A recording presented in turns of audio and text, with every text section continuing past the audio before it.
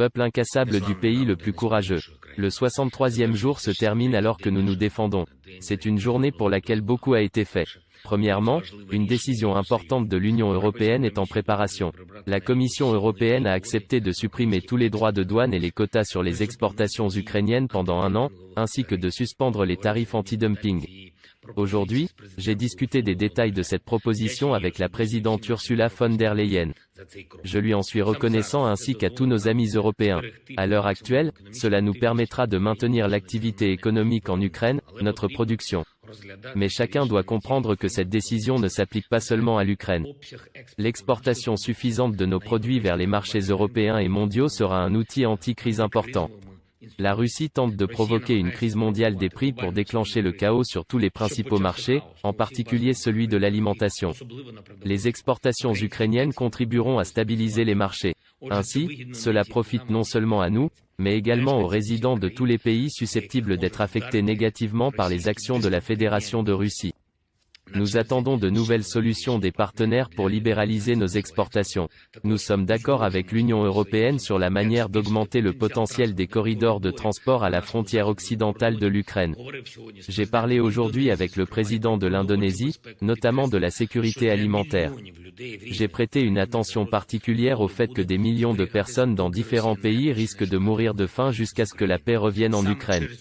C'est à cause de la guerre que la Russie a déclenché que des dizaines d'États se retrouvent dans une situation où ils ne peuvent être assurés de la stabilité et de la sécurité de leur peuple. Je suis reconnaissant à l'Indonésie pour son soutien à l'intégrité territoriale et à la souveraineté de notre État, pour sa position honnête et responsable lors du vote à l'ONU. Je suis également reconnaissant de l'invitation à participer au sommet du G20. J'ai parlé avec le Premier ministre italien et j'ai remercié M. Draghi pour son implication dans l'enquête sur les crimes commis par l'armée russe. Je l'ai informé de la situation dans les zones de combat. Nous apprécions le soutien de l'Italie à des sanctions vraiment efficaces qui peuvent mettre fin à la guerre. Cette semaine, les dirigeants russes ont commencé à faire chanter les Européens. La décision de couper l'approvisionnement en gaz de la Pologne et de la Bulgarie est une nouvelle preuve que personne en Europe ne peut espérer maintenir une coopération économique normale avec la Russie. La Russie considère non seulement le gaz mais aussi tout commerce comme une arme. La Russie attend le moment où l'une ou l'autre zone commerciale pourra être utilisée pour faire chanter politiquement les Européens ou pour renforcer les forces armées russes, qui voient une Europe unie comme une cible. Par conséquent, plus tôt chacun en Europe reconnaîtra qu'il ne peut pas dépendre de la Russie pour le commerce, plus tôt il sera possible de garantir la stabilité des marchés européens. Une réunion du Congrès des pouvoirs locaux et régionaux a eu lieu aujourd'hui. C'est la première rencontre pendant une guerre à grande échelle. Nous avons discuté de diverses questions, en particulier de la reconstruction de notre pays. Nous travaillons déjà sur tous les détails afin que le projet de reconstruction d'après-guerre puisse être mis en œuvre le plus rapidement et le plus efficacement possible.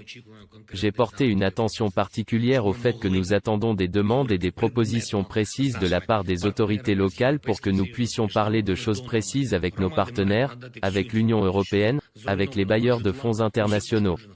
Les communautés doivent fournir toutes les informations sur tous les sites endommagés.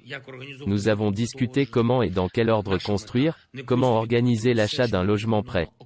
Notre objectif n'est pas seulement de restaurer tout ce qui a été détruit par les envahisseurs, mais aussi de résoudre les anciens problèmes de files d'attente pour les logements, etc. Que tous ceux qui travaillent dans la fonction publique disposent de leur propre logement. Aujourd'hui, au Congrès, nous avons entendu des rapports sur la mise à disposition la plus précoce possible de logements pour les migrants, sur l'interaction entre les autorités centrales et locales dans les zones temporairement occupées. Nous avons discuté du développement de la défense territoriale et de la coordination entre les autorités locales et les forces de l'ordre. Aujourd'hui, je veux surtout soutenir les Ukrainiens du sud de notre État, dans la ville de Kherson, dans tous les districts de la région, dans les districts temporairement occupés de la région de Zaporijia. Je suis reconnaissant à tous ceux qui se battent, protestent, ignorent les envahisseurs et montrent à ces marginaux devenus collaborateurs qu'ils n'ont pas d'avenir. Plus notre résistance est forte maintenant et plus les envahisseurs voient d'intolérance, plus tôt nous reviendrons à une vie normale. Les forces armées ukrainiennes continuent de battre les envahisseurs sur notre territoire, où les hostilités se poursuivent. Je suis reconnaissant à chacun de nos défenseurs qui font de leur mieux pour que la Russie perde cette guerre. Mariupol, Marinka, Popasna, Severodonetsk, Izium, Rubizn, Dniprorodne, Melitopol, et toutes nos autres villes et districts, qui sont maintenant à l'épicentre de la lutte pour l'Ukraine. C'est là que se déroule la lutte pour l'avenir de notre peuple. Je suis reconnaissant à tous ceux qui nous rapprochent de la victoire.